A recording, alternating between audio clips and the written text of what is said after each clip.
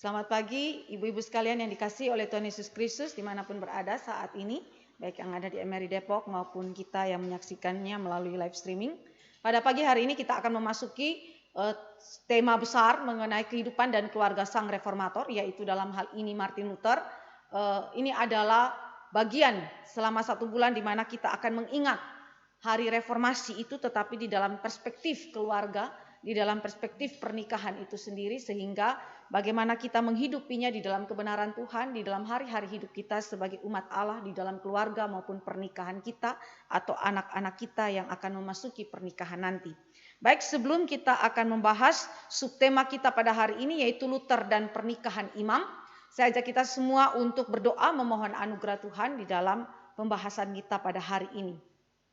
Bapa di dalam kerajaan surga, kami bersyukur untuk anugerah Allah yang besar di dalam kehidupan gereja Tuhan, dengan membangkitkan hamba-hamba Tuhan yang Engkau pilih, yang Engkau tetapkan untuk memberitakan kebenaran Allah di dalam segala zaman, sehingga oleh anugerah Tuhan gereja dipanggil kembali ke dalam kebenaran Tuhan, gereja kembali dipanggil ke dalam hidup yang bersesuaian dengan firman Allah. Kami berdoa biarlah Roh Kristus menyertai setiap kami dalam pemberitaan pada pagi hari ini, dan biarlah Roh Allah memimpin hati dan pikiran kami, memberikan pencerahan sehingga melalui doktrin yang benar kami memiliki sikap hidup yang benar juga di dalam keseluruhan praktika hidup kami, terutama dalam kehidupan dan keluarga kami.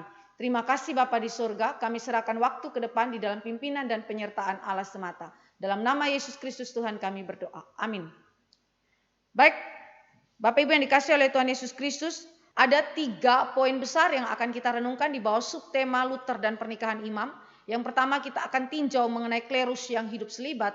Tetapi sebelum kita masuk ke dalam pembahasan klerus atau rohaniawan, klerus atau rohaniawan dalam hal ini mencakupi biarawan maupun biarawati yang hidup di dalam kehidupan selibat. Mari kita baca Alkitab yang merupakan polemik di dalam penafsirannya sehingga mengakibatkan kesimpulan-kesimpulan yang akhirnya menghasilkan suatu doktrin mengenai hidup selibat. Mari kita baca 1 Korintus 7 ayat 1 sampai ayat yang ke-8 saja. Dan sekarang tentang hal-hal yang kamu tuliskan kepadaku adalah baik bagi laki-laki kalau ia tidak kawin. Tetapi mengingat bahaya percabulan, baiklah setiap laki-laki mempunyai istrinya sendiri dan setiap perempuan mempunyai suaminya sendiri. Hendaklah suami memenuhi kewajibannya terhadap istrinya, demikian pula istri terhadap suaminya. Istri tidak berkuasa atas tubuhnya sendiri, tetapi suaminya. Demikian pula suami tidak berkuasa atas tubuhnya sendiri, tetapi istrinya. Janganlah kamu saling menjauhi kecuali dengan persetujuan bersama untuk sementara waktu, supaya kamu mendapat kesempatan untuk berdoa. Sesudah itu hendaklah kamu kembali hidup bersama, supaya iblis jangan menggoda kamu karena kamu tidak tahan bertarak. Hal ini kukatakan kepadamu sebagai kelonggaran, bukan sebagai perintah. Namun demikian alangkah baiknya kalau semua orang seperti aku. Tetapi setiap orang menerima dari Allah karunia-Nya yang khas, yang seorang karunia ini, yang lain karunia itu. Tetapi kepada orang-orang yang tidak kawin dan kepada janda-janda aku anjurkan, supaya baiklah mereka tinggal dalam keadaan seperti aku. Tetapi kalau mereka tidak dapat menguasai diri, baiklah mereka kawin, sebab lebih baik kawin daripada hangus karena hawa nafsu. Demikian pembacaan firman Tuhan. Mari kita masuk ke dalam pembahasan poin yang pertama mengenai klerus yang hidup selibat. Sebagaimana tadi saya sudah jelaskan, klerus adalah rohaniawan yang meliputi biarawan maupun biarawati yang tinggal di dalam biara-biara pada zaman Luther itu hidup. Nah, saudara yang dikasihi oleh Tuhan Yesus Kristus, dari manakah konsep selibat itu bisa ada di dalam pemikiran daripada gereja Roma Katolik pada zaman Luther itu hidup? Bahkan sampai hari ini kaul selibat itu tidak ditarik, masih menjadi bagian di dalam keputusan daripada gereja Roma Katolik dan dijalani sampai hari ini. Pertanyaannya, dari mana konsep itu? Nah, mari kita lihat bagaimana perkembangan konsep selibat secara singkat di dalam sejarah gereja, di dalam penafsiran daripada khususnya 1 Korintus 7 ayat 7 tadi. Yang pertama, kita melihat di dalam tafsiran gereja mula-mula setelah Yesus naik ke surga dan kemudian para rasul memberitakan firman dan terbentuklah gereja mula-mula. Nah, mereka menafsirkan bahwa ayat ini, pasal 7 ayat 7 1 Korintus ini tidak dipahami sebagai pengesahan terhadap konsep selibat yang diakui dan diterima sebagai sebuah keharusan universal bagi klerus atau rohaniawan laki-laki maupun perempuan. Kenapa? Karena di dalam 1 Timotius 3 ayat 2 dan Titus 1 ayat 5-6, di situ secara eksplisit disaksikan mengenai eksistensi daripada rohaniawan yang menikah. Mari kita baca 1 Timotius 3 ayat 2. Karena itu penilik jemaat haruslah seorang yang tak bercacat, suami dari satu istri, dapat menahan diri, bijaksana, sopan, suka memberi tumpangan, cakap mengajar orang. Perhatikan baik-baik. Syarat penilik jemaat adalah apa? Haruslah seorang yang tak bercacat, suami dari satu istri. Implikasinya apa? Para pejabat gereja dalam hal ini adalah penilik jemaat, termasuk di dalamnya adalah rohaniawan, orang-orang yang menggembalakan, memimpin jemaat, mereka itu boleh menikah. Karena itu saudara, di dalam Titus 1 ayat 5-6 juga merupakan ayat paralel dari 1 Timotius 3 ayat 6 mengenai kehidupan penatua atau penilik jemaat atau diaken. Mereka adalah orang-orang yang memiliki suami atau istri. Dengan demikian, di dalam konteks Alkitab Perjanjian Baru yang dipegang oleh gereja mula-mula, 1 Korintus 7 ayat 7 bukan pembenaran atau pengesahan terhadap penerapan konsep selibat secara universal, ya, yang merupakan keharusan. Karena apa? Sekali lagi Alkitab membantahnya. Alkitab menunjukkan dengan jelas bahwa para pemimpin gereja juga menikah. Selain daripada itu, Clemens dari Alexandria adalah salah satu daripada bapak gereja, mengatakan begini, pernikahan bila dijalankan secara tepat dapat menjadi jalan keselamatan bagi semua orang, entah rohaniawan atau awam. Dengan kata lain, Clemens dari Alexandria mengatakan bahwa pernikahan itu bukan saja dijalani oleh kaum awam, jemaat awam, tetapi juga oleh para rohaniawan. Nah, saudara, ini kata keselamatan ini bukan kemudian menjadi jalan keselamatan masuk ke surga, tetapi itu adalah sesuatu yang membahagiakan karena ada dalam berkat Allah dan dijalankan di dalam iman kepada Kristus. Karena itu Clemens tidak melihat bahwa pernikahan adalah sesuatu yang jahat bagi seorang rohaniawan atau boleh dilarang di dalam konteks rohaniawan atau klerus. Yang ketiga adalah Gregorius dari Nazianzus. Ya. Ini juga adalah seorang bapak gereja. Dia memberikan gambaran yang hidup tentang kesucian pernikahan daripada rohaniawan. Ya. Ayahnya adalah seorang uskup. Ya. Gregorius adalah bapak gereja, salah satu bapak gereja yang ayahnya adalah seorang uskup. Pada waktu ayahnya meninggal dunia dan dimakamkan, pada waktu itu Gregorius berkhotbah. Dan dia menyatakan bahwa kehidupan Kristen, seorang rohaniawan adalah kehidupan yang suci. Karena dia melihat kepada pernikahan daripada ayahnya sendiri. Nah, lalu Paphnutius. Saudara, Paphnutius adalah salah satu orang yang hadir dalam konsili Nisea. Jika saudara dan saya pernah mengingat mengenai konsili Nisea, adalah konsili yang membahas mengenai doktrin Allah Tritunggal dan menempatkan Kristus sebagai yang setara, ya, sehakikat dengan Allah Bapa. Nah, saudara dan saya memperhatikan bahwa ada salah satu tokoh yang hadir dalam konsili Nisea namanya Paphnutius. Ya. Paphnutius, saudara, dia mengatakan begini. Dengan semangat dia mengajukan sebuah permohonan untuk menentang penerapan selibat yang pada zaman itu sudah diberikan kepada para penatua.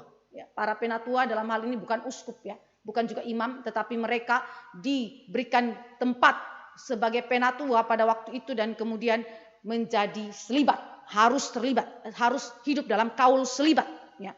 Nah, jadi kalau saudara dan saya memperhatikan di dalam konsep ini, dalam perkembangan ini, maka di dalam gereja, sejak gereja mula-mula sebenarnya tidak ada indikator ataupun dorongan untuk menjadikan kaul selibat itu sebagai sebuah keharusan atau hal yang diterapkan secara universal kepada rohaniawan atau klerus. Ya.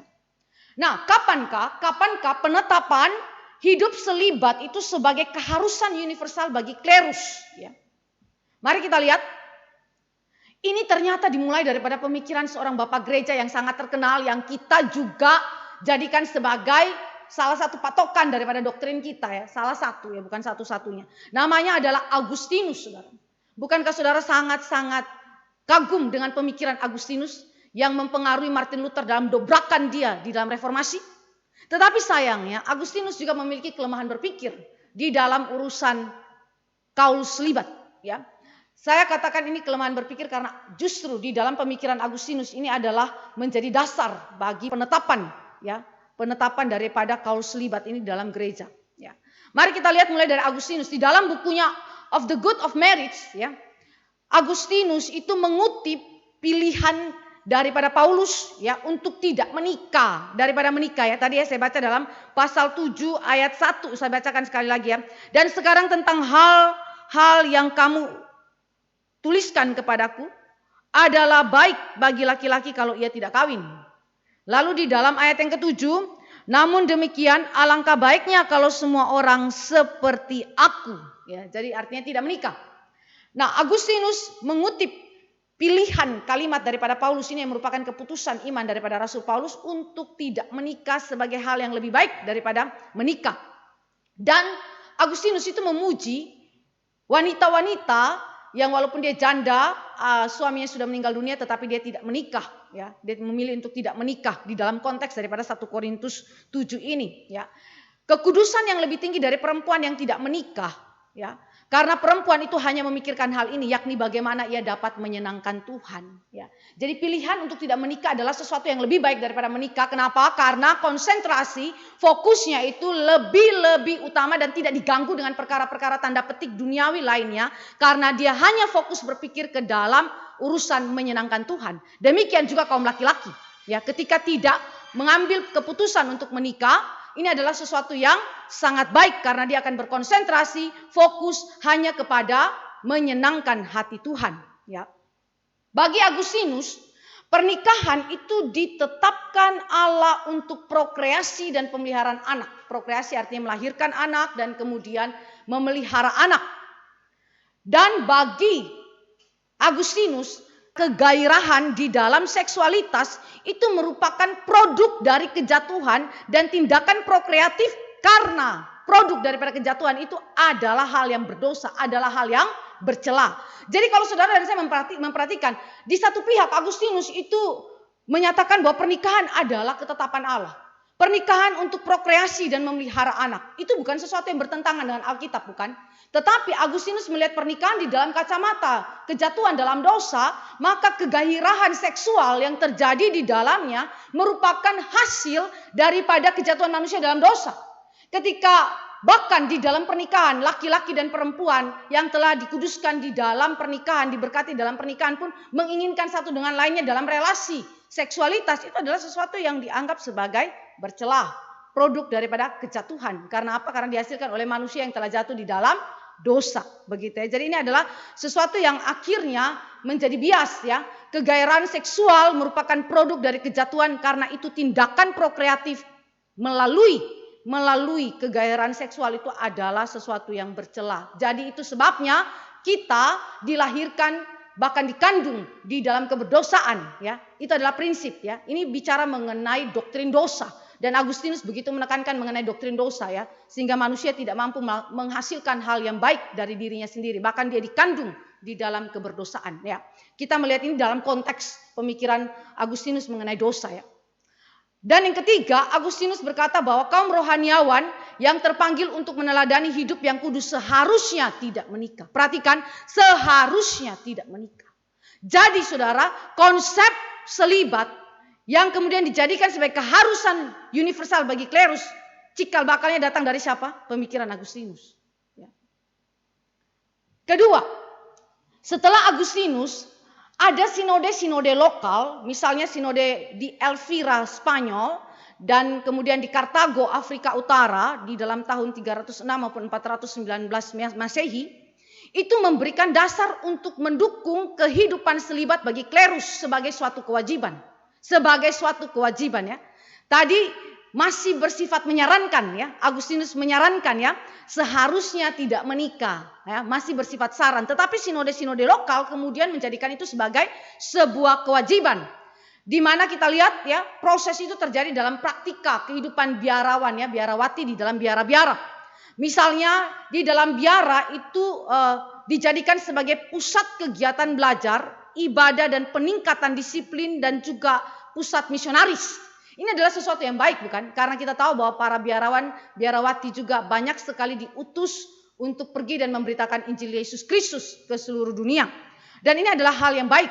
Tetapi masalahnya adalah biarawan atau biarawati itu diwajibkan untuk hidup selibat dengan ikatan sumpah dan disiplin hidup yang paling keras, ya, mengikat itu di dalam keseluruhan hidup mereka. Sehingga ketika mereka ada kegairahan, ya, seks, kesukaan, ya, ada muncul cinta kasih di antara laki-laki maupun perempuan yang ada dalam biara itu, ini menjadi dosa, ya. Sehingga itu adalah sesuatu yang sekali lagi dijauhi ya, dianggap sesuatu yang menjijikkan ya, najis, jadi tidak perlu ada dalam kehidupan biara. Nah, saudara, ini adalah perkembangan dari Agustinus, kemudian sinode-sinode lokal mulai mewajibkan ya. Nah, sekarang saudara dan saya mulai melihat pada tahun 366 sampai 394 Masehi, 366 sampai 394 Masehi, Paus Damasus ya, Paus Damasus I itu mengeluarkan pernyataan bahwa kegiatan yang berkaitan dengan perkawinan itu menjijikkan bagi pelayanan yang kudus, saudara ya. Hanya orang yang hidup selibatlah yang cocok untuk melayani korban ekaristi, yaitu misa itu sendiri. Saudara, ini adalah pernyataan pimpinan tertinggi di dalam gereja pada zaman itu. Jadi siapa yang berani melawan pada zaman itu ya? Kalau pimpinan tertingginya sudah menyatakan bahwa kegiatan yang berkaitan dengan perkawinan itu menjijikkan bagi para pelayan yang melayani di dalam misa. Imam, uskup ya, kardinal, bahkan paus sendiri tidak boleh sama sekali menginginkan pernikahan itu, bahkan memiliki cinta kasih kepada lawan jenis pun gak boleh sama sekali. Kenapa? Najis, jijik, itu sesuatu yang tidak layak bagi pelayanan yang kudus ya. Selanjutnya saudara dan saya melihat mengenai praktik gereja, baik di gereja timur maupun gereja barat ya. Di dalam praktik gereja timur, sejak zaman Kaisar Justinianus I, tahun 527 sampai 565 Masehi, saudara, di situ dikatakan di dalam praktika kehidupan daripada gereja, memang mereka sudah mempraktekkan hal ini. Pernikahan itu diperkenankan bagi para penatua dan diaken, ya. Tetapi pernikahan dilarang bagi para uskup. Mereka para uskup harus hidup selibat, ya. Semua yang masuk ke dalam biara harus hidup selibat. Jadi di dalam gereja timur sudah mulai dipraktikkan sejak tahun 500-an Masehi. Jadi ini jauh sebelum Martin Luther itu hidup ya. Dan saudara juga melihat di situ Ambrosius. Ya, Ambrosius adalah orang yang dipakai Tuhan berkhotbah, dan kemudian Agustinus itu bertobat melalui khotbah daripada Ambrosius. Ambrosius, Hieronymus dan Agustinus ini adalah bapak-bapak gereja. Mereka adalah biarawan-biarawan, rohaniawan, hamba-hamba Tuhan uskup yang tidak menikah. Dan mereka sepanjang hidup mereka, sejak mereka percaya Kristus dan menyerahkan hidup mereka dalam pelayanan rohaniawan, mereka sama sekali tidak menginginkan pernikahan tersebut. Ya. Jadi mereka betul-betul menjaga diri mereka, menyangkali diri mereka sedemikian sehingga kehidupan mereka itu kudus di dalam urusan seksualitas. Ya. Sehingga Ambrosius, Hieronymus dan Agustinus adalah contoh yang sangat baik bagi gereja. Dan sekaligus menjadi dasar utama bagi pengesahan kedudukan selibat di dalam gereja. Sebagai manifestasi dari apa? Dari kekudusan dan mendorong terbentuknya ketetapan hidup selibat secara universal bagi klerus gereja di barat pada Konsili Lateran I tahun 1123. Perhatikan hal ini. Ambrosius, Hieronymus, Agustinus ini contoh. Tetapi ajaran mereka juga menjadi landasan bagi pengesahan, pemberlakuan ya kewajiban untuk hidup selibat bagi para klerus. Dan itu ditetapkan di dalam Konsili Lateran I tahun 1123. Jadi itu berarti jauh sebelum Luther hidup ini sudah disepakati oleh gereja. Dan sampai hari ini Gereja Katolik Roma masih memegang keputusan Konsili Lateran I ini. Itu sebabnya saudara menemukan bahwa sampai sekarang paus tidak menikah, para kardinal tidak menikah, para imam, para uskup itu tidak menikah. Kenapa? Karena mereka masih memegang Konsili Lateran I. Kalau saudara ingat, Konsili Lateran I tahun 1123 itu berarti sampai dengan hari ini kira-kira ada 1000-an tahun, bukan? Tetapi seluruh keputusan itu masih berlaku sampai sekarang. Nah, mereka mengatakan di dalam konsili itu bahwa hubungan seksual itu bercela, khususnya bagi para klerus ya. Mereka mengacu lagi kepada pemikirannya Agustinus ya. Taurat menyatakan hal yang sama, Imamat 15 ayat 16 sampai 18 ya. Mereka mengutip Taurat sebagai pembenaran terhadap doktrin ini. Perbuatan seksual meskipun bukan dosa dianggap sebagai tindakan pencemaran dan perlu penyucian ritual. Karena itu sekali lagi dalam Konsili Lateran dikatakan bahwa para klerus wajib ya secara menyeluruh, secara universal untuk tidak menikah. Jadi kalau saudara dan saya memperhatikan di dalam latar belakang pemikiran ini, maka kita melihat adanya penyimpangan di dalam aspek pemikiran daripada gereja atau ajaran gereja terkait dengan urusan hidup selibat. Dan pada akhirnya hidup selibat itu membias ke dalam berbagai macam ranah kehidupan umat Allah. Nah, bagaimanakah Martin Luther menyikapi hal ini? Karena ini adalah ajaran gereja jauh sebelum Luther itu hidup dan sudah dipegang baik oleh gereja timur maupun gereja barat, walaupun ada perbedaan sedikit antara gereja timur dan gereja barat, bahwa di timur itu bagi para penatua dan diaken diizinkan untuk menikah, tetapi bagi para uskup itu dilarang. Ya, walaupun ada perbedaan ini, tetapi sudah dijalani secara praktis ya, dan juga sudah ditetapkan di dalam Konsili Lateran I. Bagaimanakah Luther menanggapinya? Saudara, di sini bagi saya Luther masuk menerobos bukan saja di dalam ajaran-ajaran doktrinal yang begitu esensi terkait dengan kristologi, ya, terkait dengan ajaran-ajaran iman, keselamatan dan semuanya itu, tetapi Luther masuk sampai ke dalam urusan yang merupakan hal praktis dalam kehidupan gereja, yaitu mengenai pernikahan kaum imam.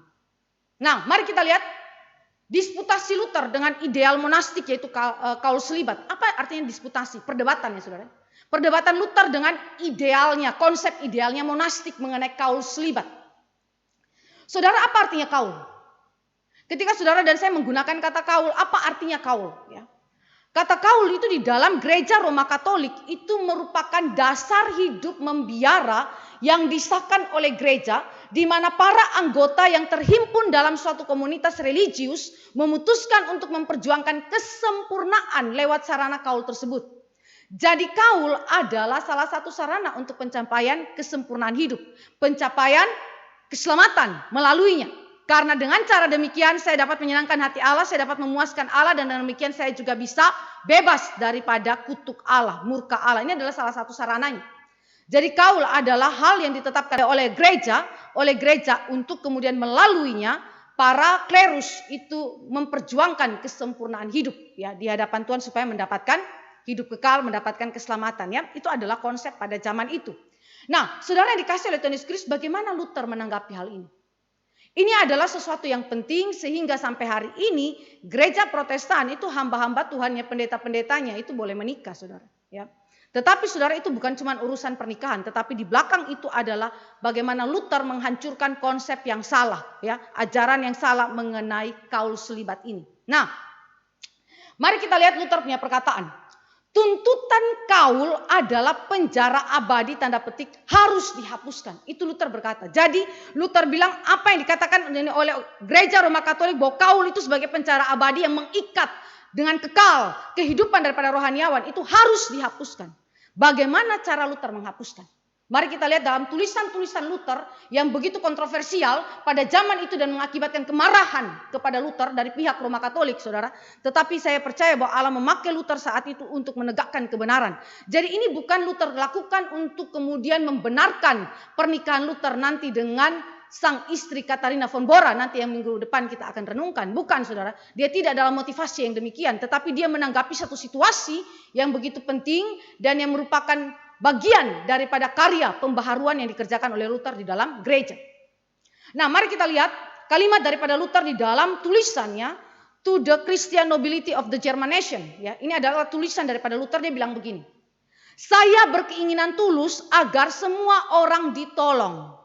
Saya tidak ingin membiarkan jiwa-jiwa Kristen terjerat dalam tradisi-tradisi dan hukum-hukum manusia yang diciptakannya sendiri. Ya, jadi Luther kenapa mengatakan bahwa tuntutan kaul sebagai penjara abadi harus dihapuskan? Karena bagi Luther itu adalah ajaran manusia, itu adalah tradisi-tradisi hukum-hukum ciptaan manusia sendiri. Kedua, Luther di dalam tulisannya Babylonian Captivity of the Church, dia bilang apa? Kehidupan di bawah kaul hanya didasarkan pada tradisi manusia yang tidak didukung oleh kitab suci. Monastisisme pada zaman itu hanya melayani pembenaran diri. Perhatikan, hanya melayani pembenaran diri dan tidak mendapatkan dukungan Alkitab. Kenapa? Karena tujuan daripada kaul itu dikerjakan adalah apa? Untuk mendapatkan pembenaran, untuk mendapatkan keselamatan, untuk menyenangkan Allah, memuaskan keadilan Allah sehingga kita luput daripada penghakiman kekal Allah. Ya, saudara yang dikasih oleh Tuhan Yesus Kristus, dengan demikian Luther melihat bahwa ini adalah pelayanan kepada diri sendiri.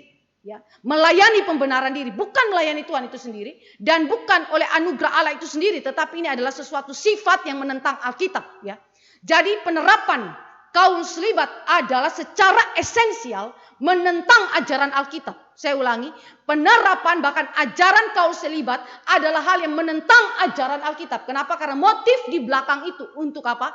Untuk dijadikan sebagai perbuatan baik yang merupakan landasan bagi keselamatan saya, landasan untuk mencapai pembenaran saya di hadapan Allah.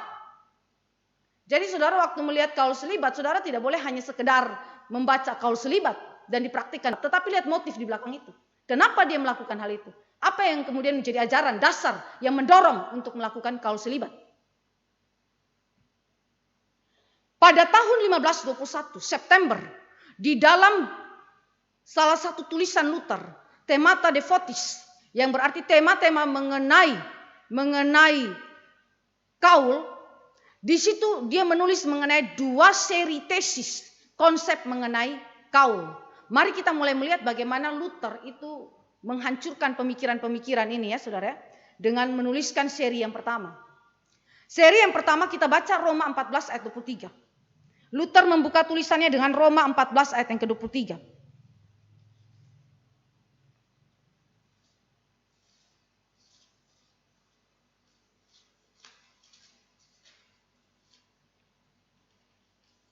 Saya bacakan bagi kita sekalian Roma 14 ayat 23. Tetapi barang siapa yang bimbang kalau ia makan, ia telah dihukum.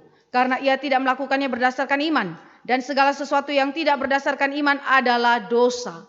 Segala sesuatu yang tidak berdasarkan iman adalah dosa. Jangankan kaul selibat. Di dalam Roma 14 ayat 23 urusan makan saja. Jika saudara melakukannya tidak di dalam iman itu dosa.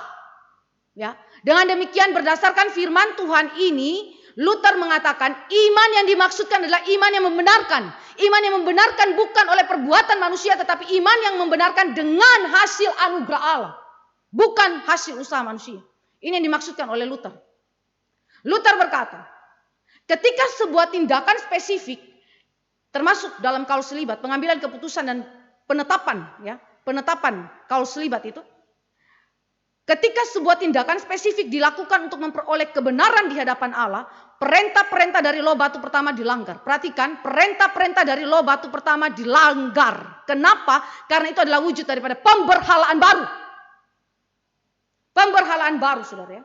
Karena segala upaya untuk kemudian mencoba membenarkan diri dengan segala bentuknya, itu adalah sesuatu pemberhalaan baru.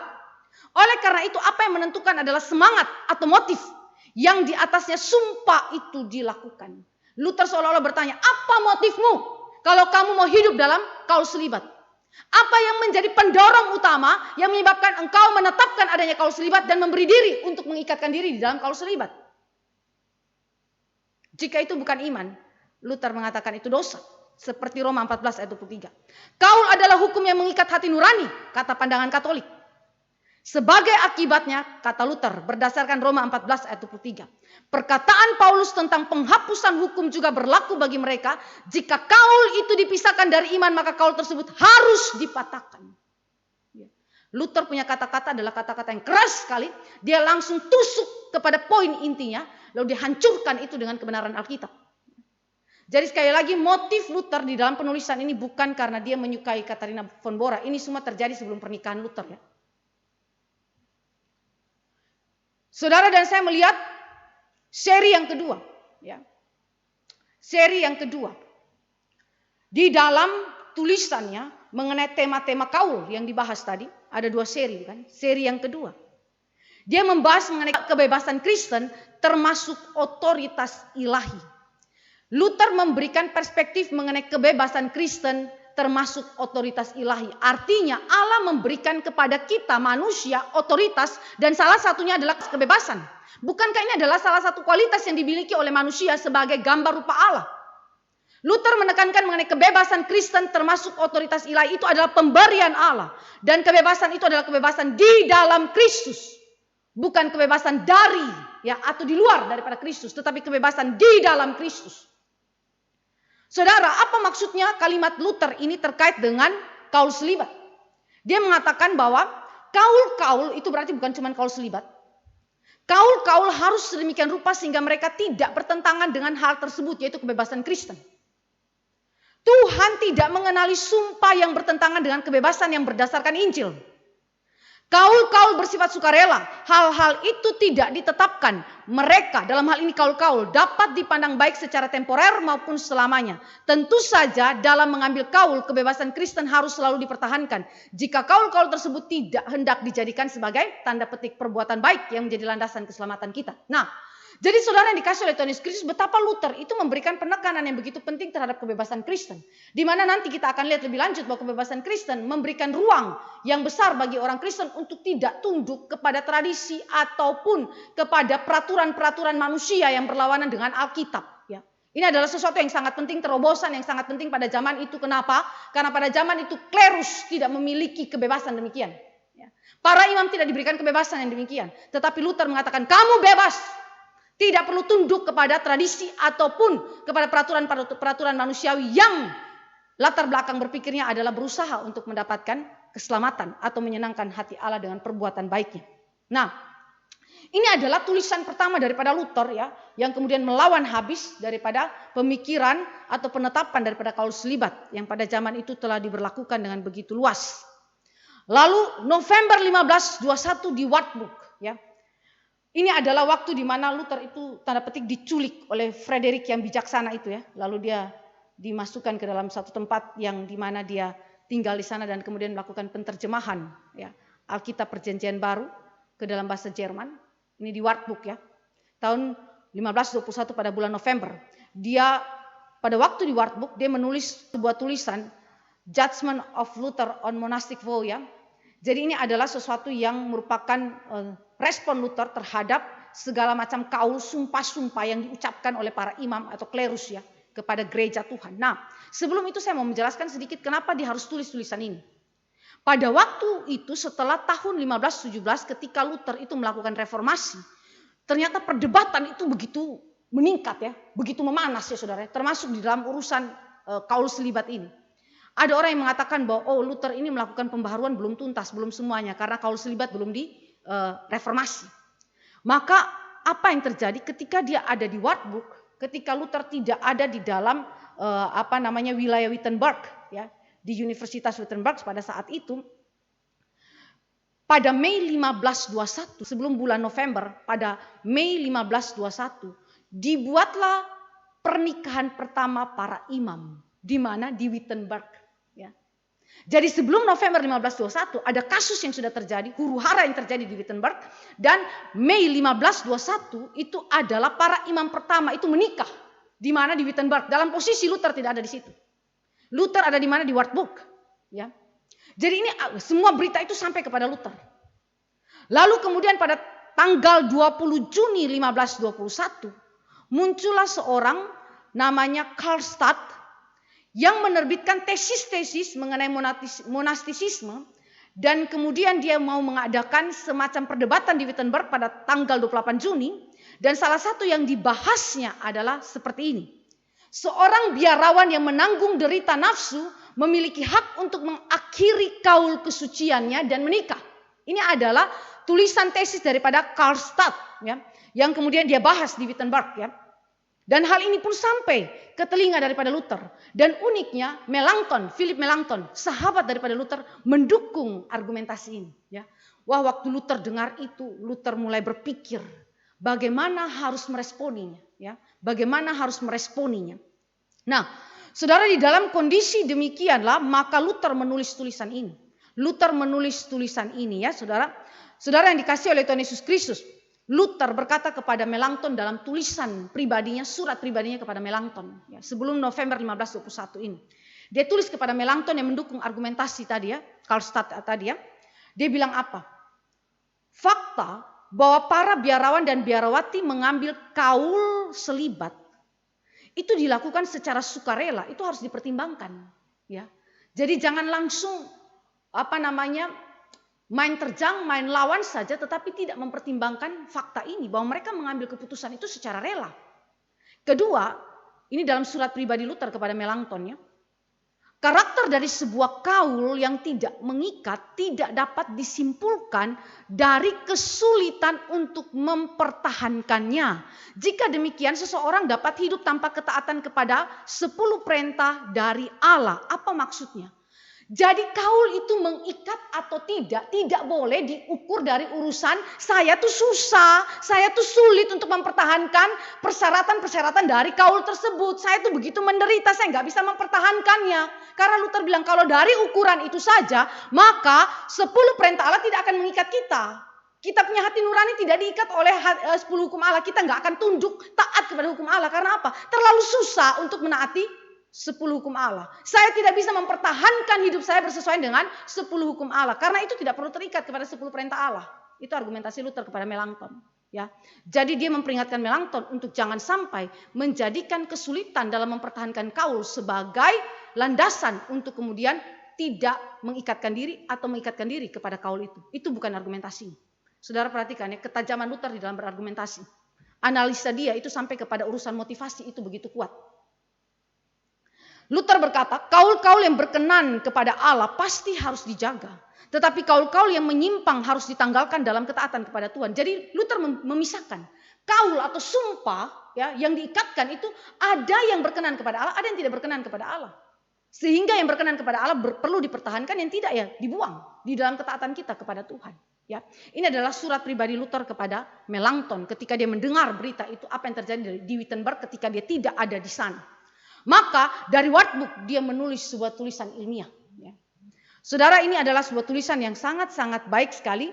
Kita melihat bagaimana dia membahas itu, menganalisa itu dengan argumentasi yang sangat memadai. Pertama, ada 5 bagian di dalam tulisan ini yang nanti kita mulai melihat sebagai landasan argumentasi Luther untuk menentang idealisme monastik di dalam urusan kaul selibat. Pertama, dia berkata begini, kaul tidak bersandar kepada firman Allah adalah berlawanan dengan firman Allah. Perhatikan, mereka dalam hal ini adalah kaul-kaul itu. Kaul tidak bersandar kepada firman Allah adalah berlawanan dengan firman Allah. Ini prinsip pertama. Ini adalah bagian pertama dalam tulisannya Luther. Dia bilang apa? Tidak ada keraguan bahwa kaul monastik itu sendiri adalah hal yang paling berbahaya karena tanpa otoritas dan teladan kitab suci. Baik gereja mula-mula maupun perjanjian baru tidak mengetahui apapun mengenai pengambilan kaul semacam ini. Dengan kata lain, dia mengatakan bahwa penetapan ajaran itu bahkan yang sudah ditetapkan di dalam konsili sekalipun, itu tidak bersesuaian dengan firman Allah. Ya, ini prinsip pertama. Kedua, di dalam poin besar yang pertama dari tulisannya Luther, kitab suci dengan jelas memaksa kita, perhatikan istilahnya Luther ya, memaksa kita. Karena memang kita orang berdosa. Sehingga kita tidak mau taat kepada kitab suci. Karena itu dia pakai kalimat kitab suci dengan jelas memaksa kita. Ya, untuk mengutuk apapun yang merupakan sekedar urusan peraturan-peraturan, undang-undang, ordo-ordo, aliran-aliran pemikiran. Dan selain itu, apapun yang tidak sesuai, bertentangan dengan atau melampaui Kristus. Bahkan jika hal-hal itu telah diserahkan oleh malaikat-malaikat dari sorga atau dikonfirmasi oleh mujizat-mujizat yang hebat, terkutuklah itu. Kita baca Galatia pasal 1. Ini kalimat daripada Luther yang begitu keras, sama seperti kalimat daripada Paulus ketika dia berbicara kepada jemaat di Galatia. Kita baca Galatia pasal 1 ayat 8 sampai ayat yang ke-9. Tetapi sekalipun kami atau seorang malaikat dari sorga yang memberitakan kepada kamu suatu Injil yang berbeda dengan Injil yang telah kami beritakan kepadamu, terkutuklah dia. Lalu di dalam ayat yang ke-9, seperti yang telah kami katakan dahulu, sekarang kukatakan sekali lagi, jikalau ada orang yang memberitakan kepadamu suatu Injil yang berbeda dengan apa yang telah kamu terima, terkutuklah dia. Ini adalah pernyataan Luther yang bersesuaian dengan pernyataannya Rasul Paulus. Saudara memperhatikan betapa Luther begitu keras. Karena sekali lagi saya tekankan, di belakang kaul selibat, penetapan dan penerapan praktika itu dalam gereja, ada motif yang melawan soteriologi. Kalau melawan soteriologi berarti melawan apa? Kristologi. Dengan demikian, gereja sedang menghadirkan apa? Injil yang lain. Injil yang lain yang berbeda daripada Injil yang sejati. Maka Luther bilang, malaikat pun dia, terkutuklah dia. Maka saudara perhatikan baik-baik. Orang yang memberikan kepada saudara, menyodorkan kepada saudara, misalnya di dalam gereja, buat Rabu Abu, Kamis Putih, macam-macam saudara. Perhatikan baik-baik. Ya. Analisa itu baik-baik. Benarkah itu dari firman Allah? Benarkah itu ada fondasi Alkitabnya di dalamnya? Apalagi ada misa bagi jenazah. Ya. Apalagi ada perjamuan bagi khusus orang yang mau mati. Siapa ajar saudara? Mana dasar Alkitabnya? Perhatikan baik-baik hal ini.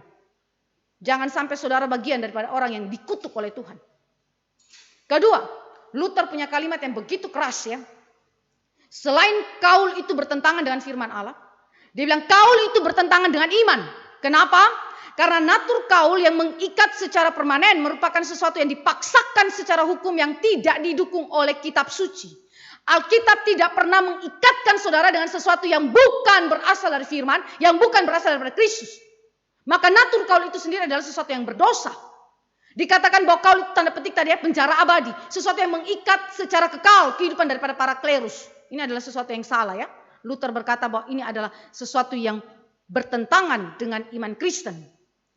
Karena kaul-kaul itu berlawanan dengan iman, maka kaul-kaul itu batal. Batal saudara ya, dan tidak berlaku di hadapan Allah.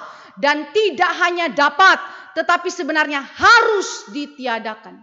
Jadi bagi Luther, semua klerus, orang-orang yang pada zaman itu, para pemimpin-pemimpin, pejabat-pejabat rohaniawan gereja Roma Katolik pada waktu itu, kaulnya itu dibatalkan di hadapan Allah.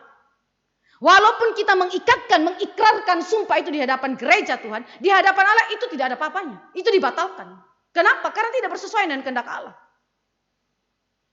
Itu sebabnya kaul bertentangan dengan iman. Jadi itu berarti saudara, implikasi logisnya, tidak semua sumpah yang saudara ucapkan di dalam gereja itu sah di hadapan Tuhan. Tidak semua ajaran yang diikatkan kepada kita di dalam sumpah-sumpah yang kita ikrarkan itu adalah sesuatu yang bersesuaian dengan kehendak Allah. Tidak semuanya demikian. Ketiga, dalam tulisan daripada Luther mengatakan bahwa kaul bertentangan dengan kebebasan berdasarkan Injil. Yang tadi ya, di dalam seri yang dia bahas mengenai tema-tema kaul, salah satu yang ditekankan adalah kebebasan Kristen. Dan kemudian dia kembali membahas di dalam tulisannya di Wartburg tadi. Nah, poin besar ketiga daripada tulisan yang di Wartburg ini dikatakan bahwa kaul bertentangan dengan kebebasan berdasarkan Injil. Luther bilang begini, seorang Kristen adalah bebas dari segala ikatan dan bukanlah hamba kepada siapapun. Ini betul-betul kutipan daripada pemikirannya Paulus ketika Paulus berbicara mengenai kebebasan Kristen. Seorang Kristen adalah bebas dari segala ikatan dan bukanlah hamba kepada siapapun. Tetapi sekaligus seorang Kristen adalah terikat kepada segala sesuatu dan hamba kepada semua orang. Ini yang disebut dengan paradoks status kehidupan daripada orang Kristen. Di satu pihak dia bebas, tetapi di pihak lain dia adalah hamba. Karena itu Paulus berkata bahwa aku adalah hamba baik kepada orang Yahudi maupun kepada orang non-Yahudi. Aku berhutang baik kepada orang Yahudi maupun orang non-Yahudi. Aku ini hamba Kristus yang kemudian menyerahkan diri untuk menjadi hambanya kamu, melayani kamu umat Allah. Jadi ini adalah paradoks kebebasan Kristen yang tidak dimengerti oleh umat Allah.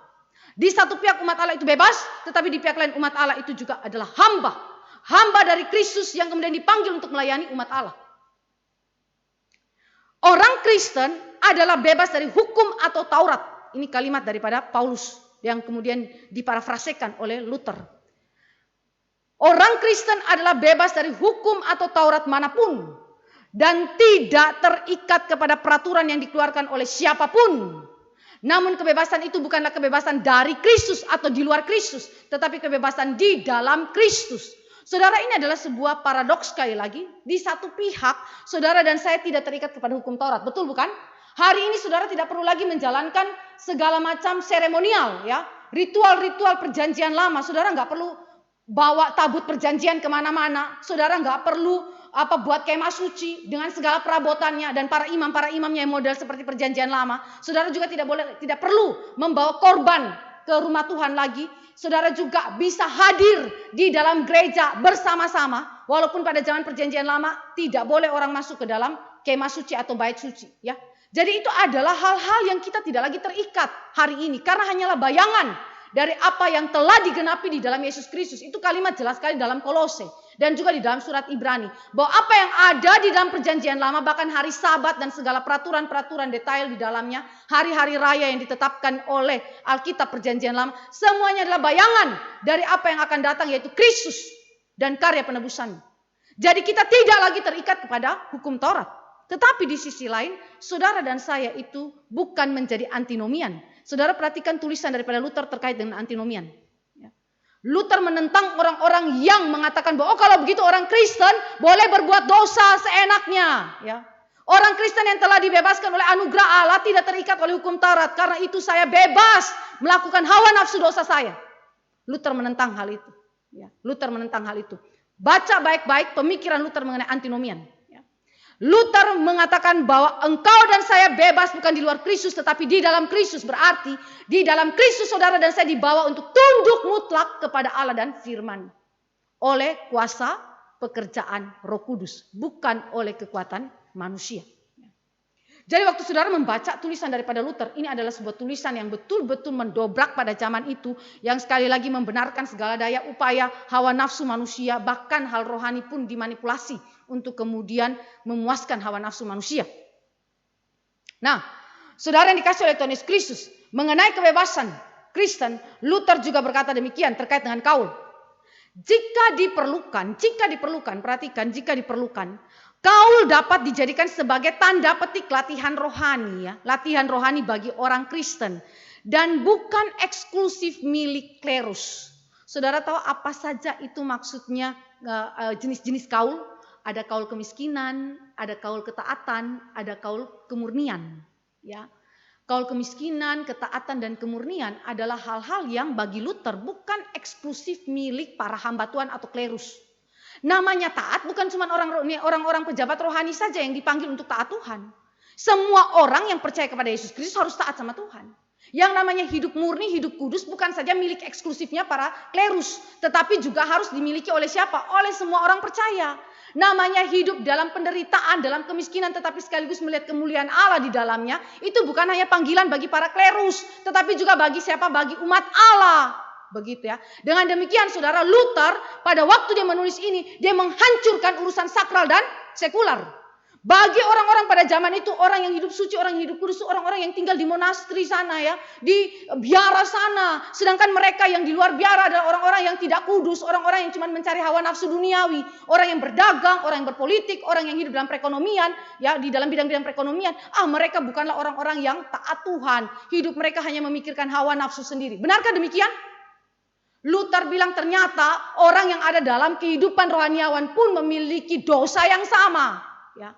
Seperti mereka yang ada di luar biara, ya, hidup dalam hawa nafsu juga, termasuk di dalam kaul selibat, punya konsep di belakang itu, upaya-upaya fasik untuk mendapatkan pembenaran di hadapan Tuhan dengan usaha manusia, itu semua adalah dosa.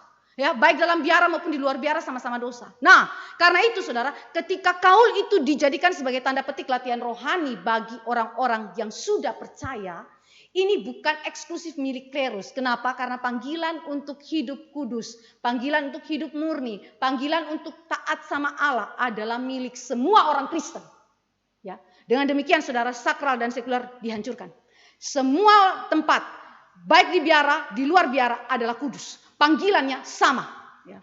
Jadi dalam tulisan daripada Luther, saudara, ini dia bukan saja menghajar urusan kaul selibat, tetapi dia merombak cara pikir zaman itu, yang memisahkan antara sakral dan sekuler. Yang biara itu sakral, yang di luar biara itu bukan sakral, ya. Itu adalah sesuatu yang sekuler, ya.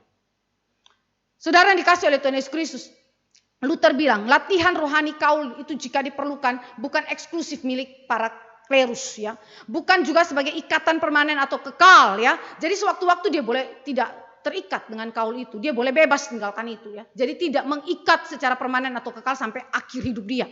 Dan bersifat sukarela. Kalau saya memilih untuk mengambil kaul kemiskinan, saya hidup membatasi diri untuk apa? Melayani sesama saya. Ya, apa yang saya miliki, saya berikan kepada sesama saya layani mereka dengan sungguh-sungguh. Ya, pergi untuk melayani di bidang ekonomi, pergi untuk melayani di bidang-bidang yang lain, pergi juga melayani di dalam bidang rohaniawan di gereja. Semuanya itu dilakukan dengan sukarela. Ya, jadi tidak ada pemaksaan di dalamnya. Luther punya tulisan, sekali lagi Luther memberikan definisi karakteristik yang begitu penting kepada kaul yang dimaksudkan. Sehingga konsep yang ada di dalam Roma Katolik itu diperbaharui. Itu sebabnya reformasi adalah reformasi terhadap doktrin, reformasi terhadap ajaran, terhadap konsep gereja. Luther berkata begini, ya, untuk membuat apa yang dipikirkan itu jelas bahwa kaul itu jika diperlukan dapat dijadikan sebagai latihan rohani bagi orang Kristen, bukan sebagai upaya perbuatan baik untuk mendapatkan keselamatan atau pembenaran di hadapan Tuhan. Luther punya kalimat demikian. Lihat ya Allah, ini dia berkata dalam kerendahan hati. Saya mengambil kaul kepadamu, kehidupan yang seperti ini, Bukan karena saya pikir ini adalah jalan menuju kebenaran dan keselamatan. Atau sili atas dosa-dosa kita. Sili itu saudara tahu ya, artinya pemurnian atas dosa-dosa kita. Terhadap hal-hal itu, ya, terhadap kebenaran, keselamatan maupun pemurnian dosa, semoga rahmat-Mu menjaga saya. Luther menempatkan bahwa semuanya itu bukan usaha manusia, tetapi oleh rahmat anugerah Allah semata. Akan tetapi, jika kita sudah mendapatkan anugerah Allah itu, di dalam keselamatan, di dalam kebenaran, dan di dalam pembersihan, pemurnian daripada dosa-dosa kita oleh karya Kristus di dalam iman kepadanya, saya berusaha untuk hal ini. Kalimat daripada Luther. Selama kami hidup dalam daging dan karena kami seharusnya tidak bermalas-malasan, saya ingin menjalani hidup yang seperti ini, ya, dengan komitmen untuk mengambil kaul tersebut dan menghidupinya sebagai latihan rohani. Saya ingin menjalani hidup yang seperti ini dalam rangka untuk mendisiplin tubuh, melayani sesama, dan merenungkan firman Tuhan. Jadi Luther memberikan motif yang jelas, landasan ajaran yang jelas terhadap penerapan kaul selibat, dan kemudian praktika yang seharusnya itu seperti apa, sikap yang seharusnya itu seperti apa. Dengan demikian Luther memberikan sekali lagi pembaharuan yang begitu clear, begitu jelas di dalam kehidupan daripada umat Allah. Ya. Keempat, poin besar keempat dari tulisannya Luther di Wartburg, ya.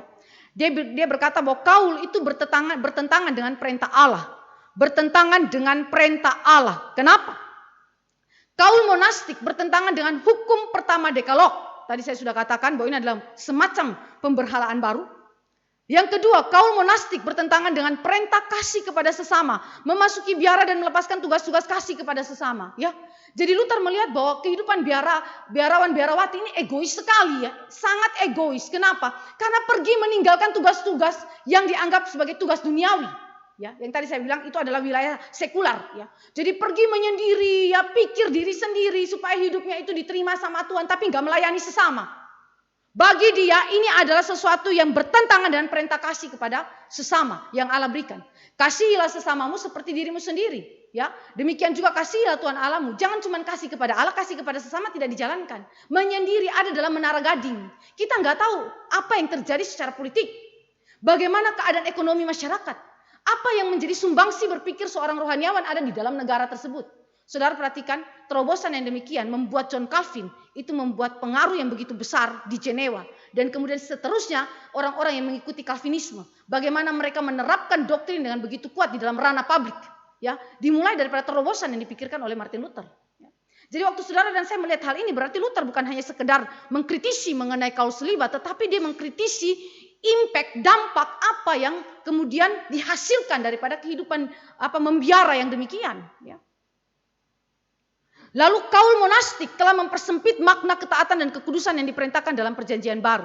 Jadi urusan taat, urusan kudus itu jika dilakukan berdasarkan aturannya gereja, aturannya konsili, ya. Apa saja itu 3 jenis kaul itu. Kaul kemiskinan, kaul ketaatan, kaul kemurnian. Yang salah satu di dalam kaul kemurnian atau kesucian itu adalah kaul selibat. Ya saudara, kaul-kaul yang demikian ataupun aturan-aturan gereja yang lain. Luther mengatakan bahwa ini reduktif. Ini ajaran dari mana? Ini bukan perintah Allah. Yang kelima, monastisisme bertentangan dengan nalar yang wajar dan akal budi. Wah, ini kalimat daripada Luther, ya. Nalar yang wajar dan akal budi. Apa maksudnya ini? Luther berbicara mengenai kapasitas rasio, kapasitas nalar yang secara natural itu lahir dari dosa. Sehingga pada naturnya akal tidak memahami apa itu Allah, tetapi memahami secara pasti apa yang bukan Allah, yakni dosa. Karena itu saudara dan saya, kalau kaul selibat itu ditetapkan dari manusia, implikasinya apa? Tidak bersesuaian dengan Allah. Ya, tidak bersesuaian dengan kehendak Allah. Lahir daripada rasio yang telah jatuh di dalam dosa. Begitu. Nah, dengan demikian saudara dan saya melihat bagaimana dalam tulisan daripada Luther, ya, ada 5 pokok yang ditulis di dalam tulisan judgment itu di Wartburg, dan kemudian ini memberikan suatu terobosan dan juga hantaman langsung ke dalam pemikiran daripada gereja Katolik pada zaman itu, terutama tentang kaul selibat. Tetapi sekali lagi ini bukan cuma kaul selibat, tetapi di belakang itu ajaran yang menentang soteriologi, doktrin keselamatan, dan kristologi, doktrin Kristus. Jadi apa kesimpulan Luther tentang konsep kaul selibat, ya? Tentang kaul selibat ini. Apa yang kemudian saudara dan saya sikapi, ya, sebagai umat Allah? Kita harus pegang teguhnya itu seperti apa? Ya, cara berpikir kita seperti apa, tentu sesuai dengan yang tadi Luther sudah sampaikan, tetapi Luther memberikan kesimpulan beberapa hal yang kita perlu lihat. Dia baca di dalam 1 Timotius 4 ayat 1 sampai 3 dan kemudian dia tuliskan itu. Mari kita baca sebentar 1 Timotius 4 ayat 1 sampai 3. Tetapi Roh dengan tegas mengatakan bahwa di waktu-waktu kemudian ada orang yang akan murtad lalu mengikuti roh-roh penyesat dan ajaran setan-setan. Oleh tipu daya pendusta-pendusta yang hati nuraninya memakai cap mereka. Mereka itu melarang orang kawin, melarang orang makan makanan yang diciptakan Allah supaya dengan pengucapan syukur dimakan oleh orang yang percaya dan yang telah mengenal kebenaran. Jadi ada penyesatan di situ, termasuk di dalam hal melarang orang kawin. Jadi Luther langsung mengkategorikan penetapan kaul selibat yang mengikat secara universal para kaum klerus di dalam gereja Roma Katolik, dan ini adalah ikatan yang bersifat kekal, adalah dosa di hadapan Tuhan, adalah penyesatan dan ajaran dari setan-setan. Ya, ini adalah kalimat yang begitu keras dari Luther. Luther menyebutnya larangan terhadap perkawinan para imam sebagai doktrin iblis. Siapapun yang menolak pernikahan dari kehendak Allah, maka ia melakukan kehendak iblis. Ya.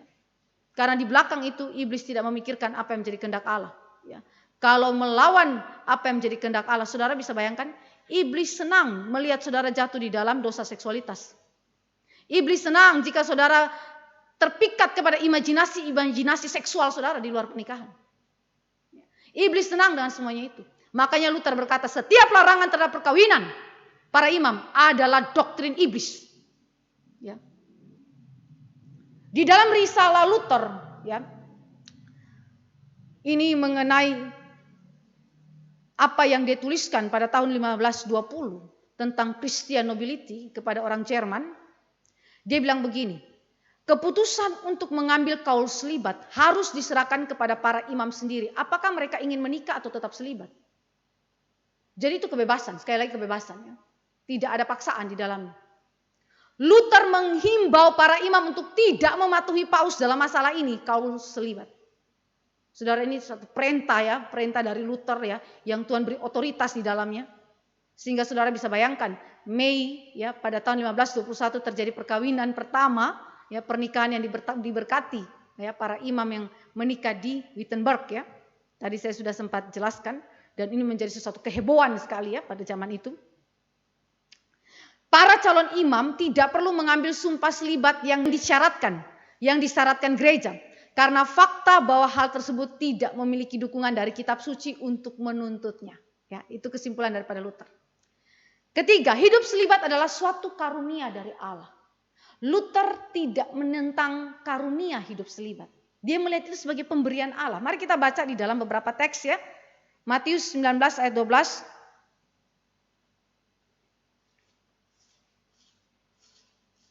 Matius 19 ayat 12, perkataan Tuhan Yesus. Saya bacakan bagi kita ayat 12. Ada orang yang tidak dapat kawin karena ia memang lahir demikian dari rahim ibunya. Dan ada orang yang dijadikan demikian oleh orang lain. Dan ada orang yang membuat dirinya demikian karena kemauannya sendiri oleh karena kerajaan sorga. Siapa yang dapat mengerti, hendaklah ia mengerti. Ya. Lalu di dalam 1 Korintus tadi lagi saya bacakan mengenai pernyataan Rasul Paulus pasal 7 ayat yang pertama, adalah baik bagi laki-laki kalau ia tidak kawin, adalah baik ya. Tetapi ini bukan sesuatu keharusan tentunya. Di dalam ayat yang ke-7 bagian B, saya baca dari ayat 7 seluruhnya. Namun demikian, alangkah baiknya kalau semua orang seperti aku, tetapi setiap orang menerima dari Allah karunia-Nya yang khas. Yang seorang karunia ini, yang lain karunia itu. Dengan demikian, baik Kristus, baik Paulus tidak bertentangan. Keduanya memberitahukan bahwa ada karunia-karunia yang berbeda-beda. Dan termasuk urusan selibat adalah karunia Allah. Karunia Allah. Karena itu Luther berkata bahwa hidup selibat adalah sebuah karunia dari Allah yang tidak mengikat secara kekal dan juga bersifat bebas, ya, merupakan pilihan. Ada orang yang tidak menikah karena beberapa alasan, ya, tadi di dalam Matius 19 ayat 12 dikatakan, dan Allah telah memberikan karunia supranatural, ya, yaitu kemampuan mengendalikan nafsu sehingga ia tetap hidup kudus tanpa pernikahan. Jadi kemampuan untuk mengendalikan nafsu supaya tetap hidup kudus tanpa pernikahan adalah karunia Allah secara supranatural, bukan natural. Karena secara natural kita diciptakan dengan keinginan untuk kemudian menikah, dengan keinginan untuk mencintai lawan jenis kita yang Tuhan berikan kepada kita di sekeliling kita. Nah, karena itu kendali ya, kemampuan menguasai diri untuk hawa nafsu yang demikian, saudara, adalah karunia Allah secara supranatural. Kalau saudara menemukan misalnya hidup daripada Paulus, ya, hidup Ambrosius, hidup daripada Agustinus yang tidak menikah, jangan tiru-tiru, karena saudara belum tentu punya karunia yang sama. Allah kasih karunia beda-beda, punya kekhasannya sendiri-sendiri. Ya, jadi ini adalah sekali lagi kesimpulan daripada Luther yang membuat saudara dan saya tidak menghina orang yang mengambil keputusan untuk hidup selibat. Ya, itu adalah bagian di dalam pekerjaan Allah bagi mereka. Ya, jadi saudara tidak boleh hina mereka, tetapi sekaligus motivasi ajaran di belakang keputusan untuk mengambil hidup selibat itu harus jelas, harus clear. Ya. Ketiga, hal yang terakhir yang kita pelajari di dalam Luther dan pernikahan imam. Jadi saudara sudah bisa menemukan bahwa Luther mendukung pernikahan imam. Ya. Kita sekarang lihat bagaimana konsep Luther tentang seks dan pernikahan. Bagi Agustinus, seks adalah sesuatu yang keluar daripada dosa, dilahirkan dari natur dosa manusia, sehingga hubungan seksualitas, relasi di dalam seksualitas itu adalah sesuatu yang bercela. Ya. Maka Luther memberikan kepada gereja konsep yang dikembalikan kepada Alkitab mengenai seksualitas dan pernikahan. Kita lihat hal yang pertama, seksualitas dan kasih di dalam konteks pemikiran daripada Luther. Luther berkata bahwa seksualitas dan kasih adalah bagian dari penciptaan Allah yang baik. Yang baik. Jadi seksualitas dan kasih atau cinta itu baik karena dicipta oleh Allah yang baik. Diberikan oleh Allah yang baik. Kita lihat di dalam Kejadian pasal 1 ayat 27. Teks yang sangat terkenal. Maka Allah menciptakan manusia itu menurut gambarnya. Menurut gambar Allah diciptakannya dia. Laki-laki dan perempuan diciptakannya mereka. Lalu pasal 2 ayat yang ke-18. Tuhan Allah berfirman, tidak baik kalau manusia itu seorang diri saja. Aku akan menjadikan penolong baginya yang sepadan dengan dia. Jadi itu berarti dari perkataan Allah saja kita sudah menemukan bahwa memang dia mencipta seksualitas. Dia yang memberikan kasih kepada manusia. Dan itu semua baik adanya. Jadi dia menolak ajaran Katolik yang mengatakan bahwa itu sesuatu yang bercela. Apalagi kalau itu dilakukan oleh rohaniawan ya. Dalam hal ini konteksnya para klerus yang ada di dalam biara itu. Nah, penciptaan dua jenis kelamin yang berbeda. Laki-laki dan perempuan adalah kehendak Allah yang baik dan merupakan pekerjaan Allah. Ya. Kreasi Allah, ya, ex nihilo adalah sesuatu yang sangat indah, sangat baik. Ya. Salah satu gender tidak boleh menghina atau meremehkan yang lainnya, melainkan saling menghormati sebagai ciptaan Allah yang baik yang berkenan kepada Allah. Bahkan Luther mengatakan bahwa perempuan pun adalah seorang imam. Bukan saja laki-laki adalah seorang imam, tetapi perempuan pun adalah seorang imam karena kita adalah imamat yang rajani. Begitu juga bukan para klerus saja yang adalah imamnya Allah, tetapi kaum awam pun adalah para imam Allah. Mereka yang telah percaya kepada Kristus adalah imamat rajani. Bangsa yang kudus yang dipilih oleh Allah. Jadi itu berarti saudara, dengan demikian Luther memberikan kepada kita kesetaraan gender ya. Sesuatu yang sangat penting, martabat dan derajat laki-laki dan perempuan, yang pada zaman itu perempuan-perempuan jenis kelamin perempuan itu seringkali dihina, ya, diremehkan ya. Bahkan kadang-kadang itu kalau jenis kelamin perempuan itu dibuang. Ya, dibuang, sedangkan anak laki-laki itu yang dipelihara. Ya. Jadi melalui daripada pemikiran Luther, ini adalah sesuatu yang memberikan terobosan di dalam budaya pada zaman itu. Laki-laki dan perempuan telah diciptakan untuk tidak dapat hidup sendiri, independen. Dan mereka tertarik satu sama lainnya, bahkan mereka saling merindukan.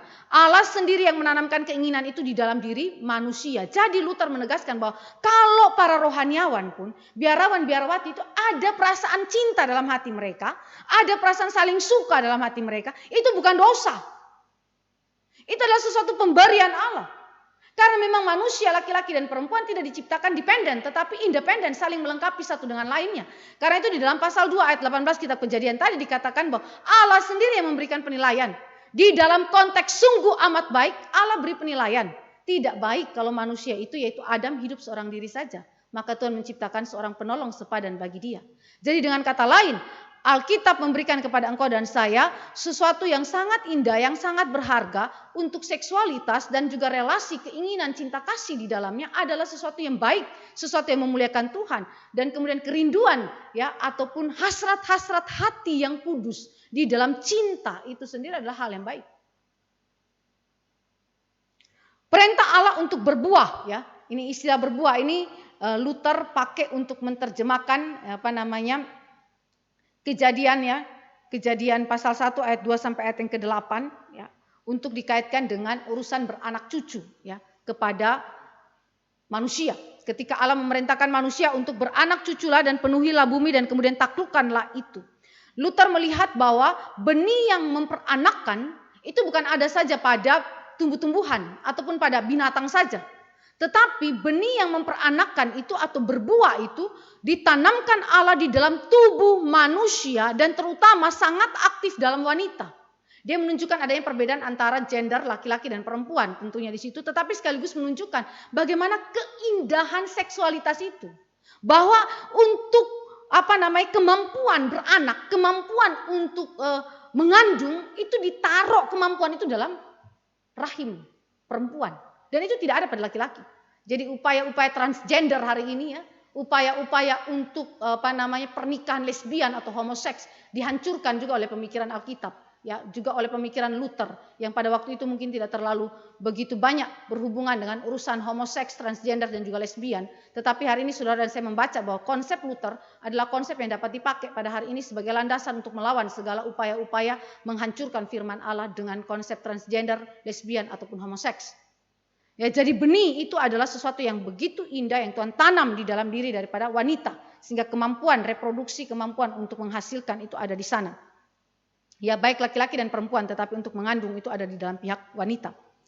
Lalu kasih seksual serta keinginan berinteraksi di dalamnya, di dalam kasih seksual itu adalah pekerjaan Allah. Ya. Jadi bagi Luther kasih pernikahan adalah kasih yang melebihi segala jenis kasih di dunia. Kasih orang tua kepada anak, kasih saudara kepada kita atau kasih sahabat kepada kita itu adalah levelnya itu di bawah kasih daripada suami istri. Kenapa saudara? Karena tidak pernah ada keintiman relasi dan kenikmatan relasi sedalam, seeksklusif, seintim laki-laki dan perempuan di dalam pernikahan. Kasih itu tidak egois. Luther berkata bahwa pada waktu Allah menciptakan seksualitas dan kasih itu tidak egois. Kasih itu murni pada dirinya sendiri, kudus pada dirinya sendiri karena berasal dari Allah yang kudus, Allah yang murni itu sendiri. Dan ketika mereka saling berelasi satu dengan lainnya, Adam berelasi dengan Hawa, Hawa berelasi dengan Adam sebelum kejatuhan dalam dosa, itu adalah relasi dalam kekudusan, Walaupun mereka diberkati dan mereka berada dalam ketelanjangan itu adalah wujud kekudusan, bukan dosa. Sehingga di dalam kasih itu yang tidak egois itu mereka saling menyerahkan diri satu dengan yang lain. Yang diungkapkan di dalam 1 Korintus 7 sebagai apa? Tubuh suami bukan miliknya sendiri tapi milik sang istri. Begitu juga tubuh istri bukan miliknya sendiri tapi miliknya suami. Jadi saling memberi di dalam urusan fisik tapi juga di dalam urusan rohani kita. Jadi saudara dan saya memperhatikan betapa indahnya ya Allah merancangkan itu. Saudara hanya pikir hari ini saya bisa melakukan hal A, hal B, hal C terkait dengan urusan kasih dan seksualitas dalam pernikahan. Tapi waktu saudara dan saya merenungkan kembali kepada rancangan kekal Allah, order of creation di dalam seluruh penataan, penciptaan institusi pernikahan dan juga seluruh hasrat-hasrat seksual di dalam kasih yang kudus, ini menjadi sesuatu penghormatan tersendiri. Allah berikan kepada kita hal yang indah sekali ya, hal yang indah sekali. Allah menghormati seks, Allah menghormati kasih yang di mana berasal dari dirinya sendiri. Dia yang memberikan bagi kita. Dan di dalam penyerahan diri yang tersaling antara suami dan istri, kita melayani satu dengan lainnya. Walaupun Luther berkata bahwa dosa telah menghancurkan makna serta relasi seks dan kasih yang suci dalam pernikahan menjadi nafsu dosa semata. Sehingga Luther juga mengatakan bahwa refleksi dosa yang terdalam dari kejatuhan manusia adalah apa? Nafsu seks. Karena menghancurkan begitu banyak hal. Ya. Jadi saudara, waktu kita melihat kepada konsep Luther kembali lagi membawa gereja kepada konsep yang benar. Ya, jadi apa yang mau ditegakkan oleh gereja Roma Katolik di belakang daripada ajaran kaul selibatnya ini ditentang oleh Luther dengan membawa mereka kembali ke dalam konsep seks dan pernikahan yang benar. Pernikahan di dalam pemikiran Luther adalah kehendak dan pekerjaan Allah. Kalau tadi seksualitas dan kasih atau cinta itu adalah pemberian Allah, baik suci dari Allah, maka pernikahan itu sendiri adalah kehendak Allah dan pekerjaan Allah. Luther berkata bahwa kehendak Allah mengenai pernikahan telah ditetapkan sebelum kejatuhan manusia dalam dosa. Karena itu pernikahan seharusnya tidak boleh dilarang. Karena itu pernikahan tidak boleh dilihat sebagai sesuatu yang jahat bagi para klerus atau para rohaniawan pada zaman itu. Karena Allah telah menetapkannya sebelum kejatuhan manusia dalam dosa. Institusi pernikahan bagi Luther diciptakan oleh Allah karena itu bersifat kudus dan berstatus penuh dalam iman. Jadi pernikahan itu sendiri harus dijalankan di dalam iman. Sama seperti Adam dan Hawa sebelum jatuh dalam dosa, mereka itu menjalaninya di dalam iman, di dalam kekudusan. Demikian juga seharusnya setelah kita hidup pada zaman ini, kita juga harus melakukan hal yang sama, menerapkan hal yang sama, yaitu pernikahan kita harus dijalankan di dalam iman kepada Allah. Ya, ini adalah kalimat daripada Luther, Divine and Holy Station of Life. Kehendak Allah bagi manusia, setiap orang diciptakan untuk menikah. Beda ya dengan apa yang ditetapkan oleh Roma Katolik tadi ya tentang kaul selibat ya. Luther bilang setiap orang diciptakan untuk menikah. Pernikahan adalah perintah Allah sekaligus merupakan kebutuhan manusia. Jadi larangan untuk menikah adalah berdosa ya. Karena kita semua dipanggil untuk menikah. Tujuan daripada pernikahan prokreasi, sama seperti yang dikatakan oleh Agustinus tadi. Tetapi saudara, apa yang diungkapkan oleh Luther, prokreasi adalah bertujuan supaya bumi ini dipenuhi oleh gambar rupa Allah yang melaluinya Tuhan dimuliakan. Beda bukan? Beda bukan? Kalau tadi Agustinus berkata bahwa tindakan prokreasi yang lahir daripada keinginan seks karena dosa, walaupun di dalam lembaga pernikahan tetap saja itu dilihat sebagai sesuatu yang bercela, bukan? Tetapi Luther berkata bahwa tidak demikian. Karena prokreasi sendiri adalah ketetapan Allah dan Allah menghendaki dunia ini dipenuhi oleh gambar rupa Allah dan melaluinya Allah dimuliakan. Ini bukan berarti bahwa Luther menolak mengenai dosa asal, tidak. Luther mengakui dosa asal. Luther juga mengakui dosa aktual, karena itu kita membutuhkan keselamatan oleh anugerah Allah semata dalam iman kepada Kristus. Ya.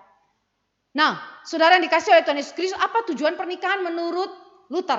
Luther bilang bahwa tujuan pernikahan setelah kejatuhan manusia di dalam dosa itu bukan hanya sekedar prokreasi untuk kemudian melipat kali gandakan gambar rupa Allah di dalam dunia ini dan kemudian Tuhan dimuliakan melaluinya, tetapi juga sebagai penyembuhan dan pertolongan.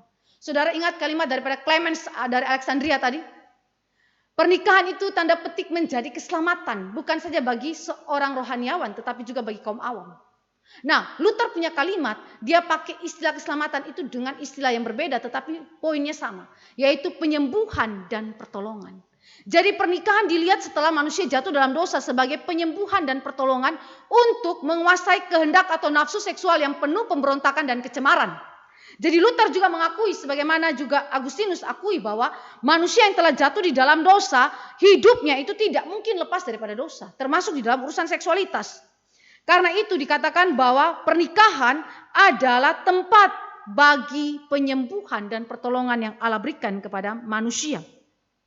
Di dalam pasal 7 1 Korintus ayat yang kedua, Paulus berkata, tetapi mengingat bahaya percabulan, baiklah setiap laki-laki mempunyai istrinya sendiri dan setiap perempuan mempunyai suaminya sendiri. Lalu ayat yang ke-9 daripada 1 Korintus pasal 7, tetapi kalau mereka, yaitu janda-janda itu, ya, yang suaminya sudah meninggal dunia, tetapi kalau mereka tidak dapat menguasai diri, baiklah mereka kawin, sebab lebih baik kawin daripada hangus karena hawa nafsu. Jadi pernikahan disediakan Allah juga setelah kejatuhan manusia sebagai lembaga yang menyembuhkan dan menolong umat Allah. Karena apa?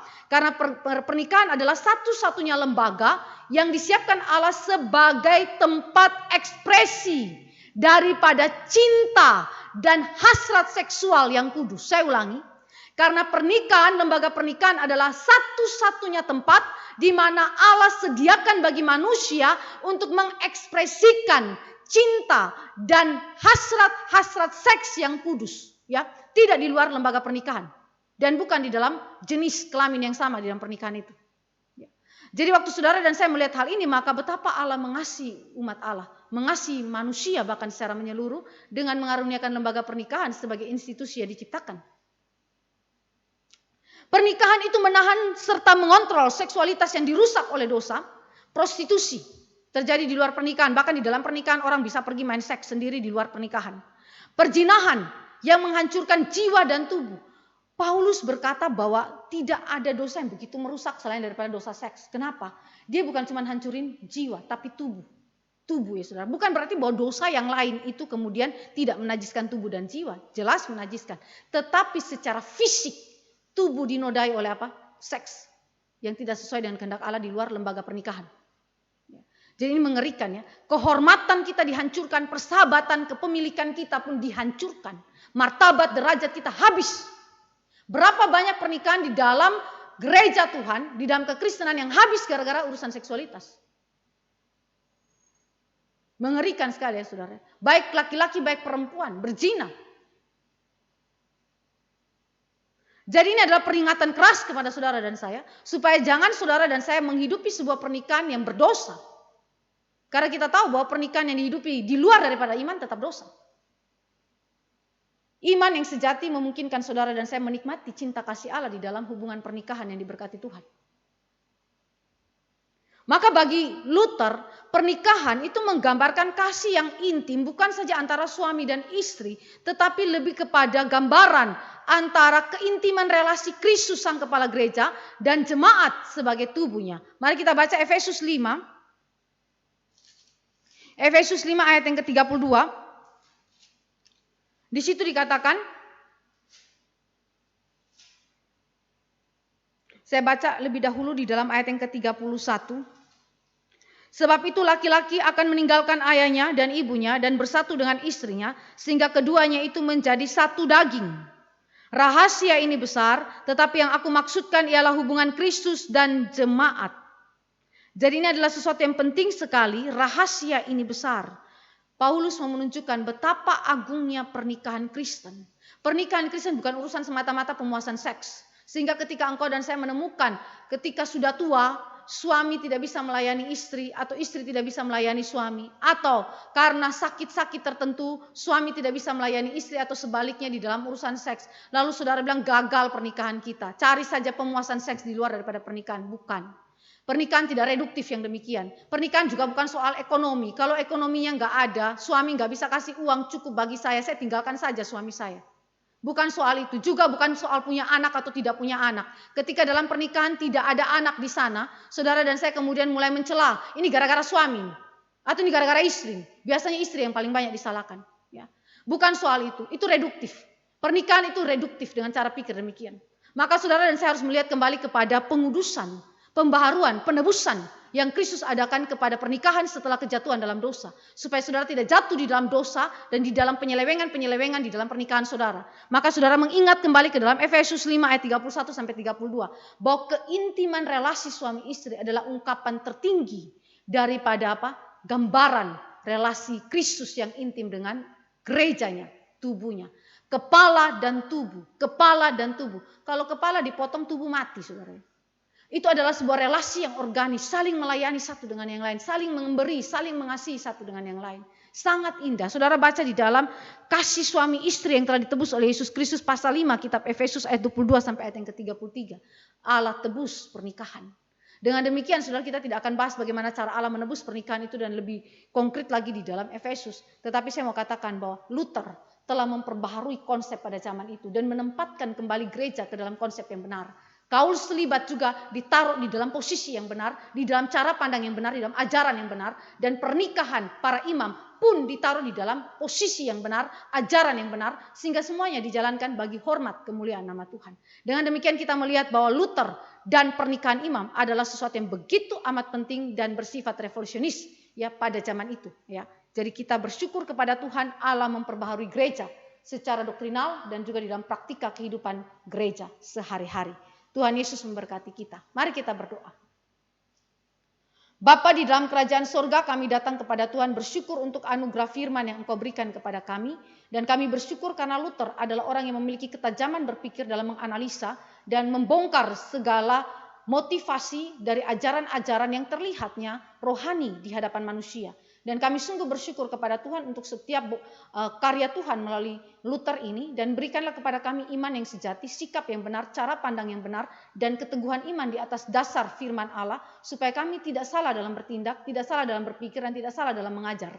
Terima kasih Bapa di surga, kami serahkan seluruh kehidupan kami dan terutama dalam kehidupan keluarga kami, dalam pernikahan kami, supaya Engkau yang menguduskan kami dan membersihkan kami dari segala kekotoran kami, dan menjadikan keluarga kami sebagai keluarga yang memuliakan Tuhan. Dalam nama Yesus Kristus Tuhan kami berdoa dan bersyukur. Amin.